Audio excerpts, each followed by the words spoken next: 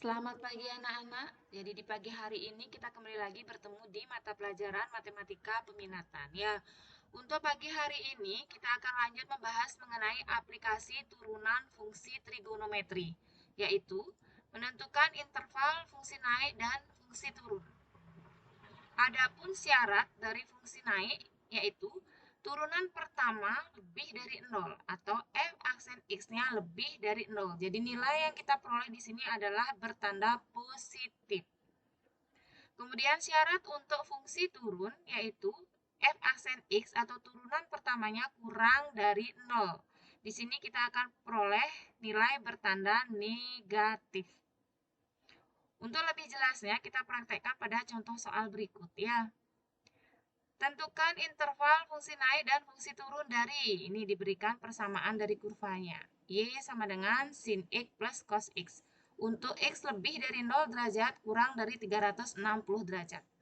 Ada 3 langkah untuk mengerjakan soal ini. Ya, langkah yang pertama kita menggunakan syarat stasioner. Jadi syarat stasioner sudah kita pelajari pertemuan sebelumnya, yaitu turunan pertama sama dengan 0. Ya, jadi kita cari dulu turunan pertama dari kurva yang diberikan. Jadi turunan dari sin X itu adalah cos X plus turunan dari si cos X itu adalah min sin X sama dengan 0. Oke, berarti cos X plus kali min sin X sama dengan 0. Sekarang kita menentukan nilai X-nya.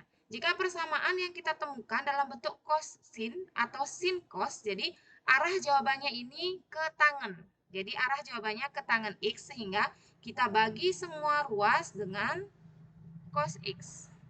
Ya, kita bagi semua ruas dengan cos X. Maka kita temukan cos X ini dibagi dengan cos X.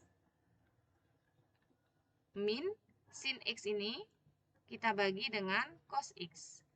Sama dengan 0 dibagi cos X itu 0. Ya, Ibu langsung tulis 0 di sini ya. Kemudian cos dibagi cos itu 1. Min sin dibagi cos itu adalah tangan X. Ya, sin X dibagi cos X adalah tangan X. Oke, sampai di sini.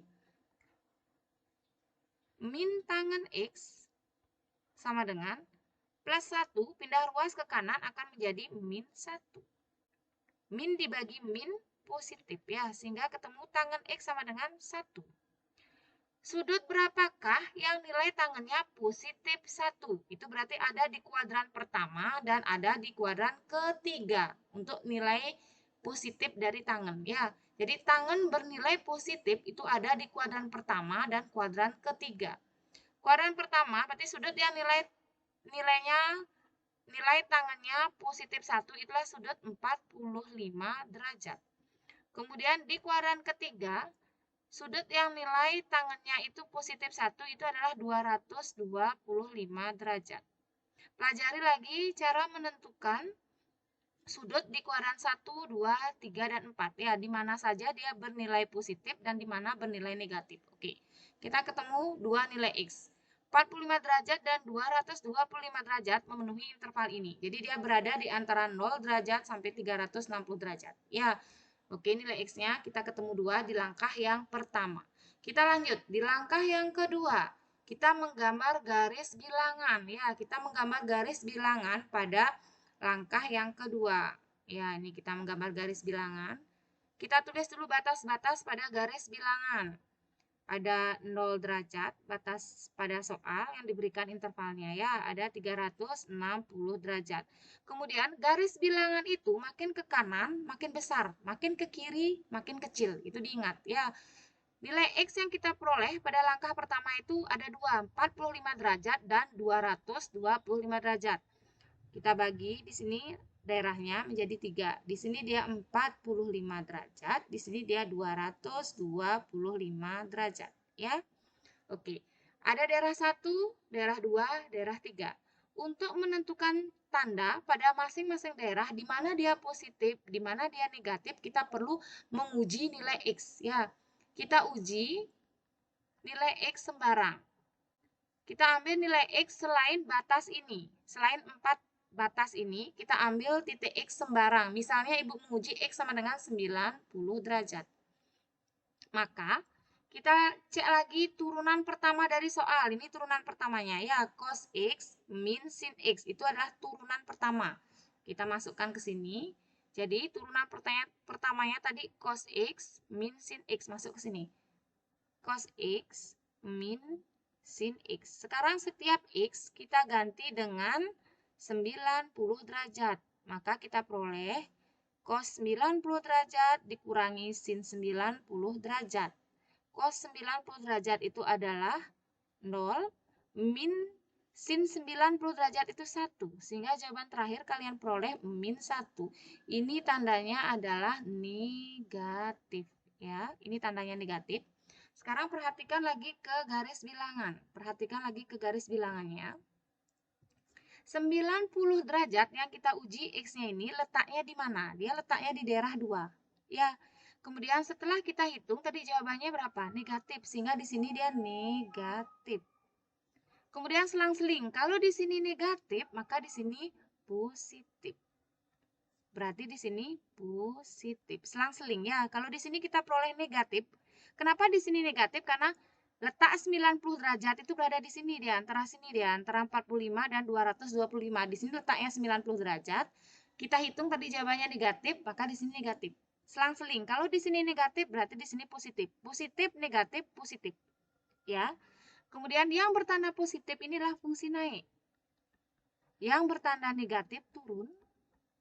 Di sini positif lagi, berarti di sini naik lagi. Ya.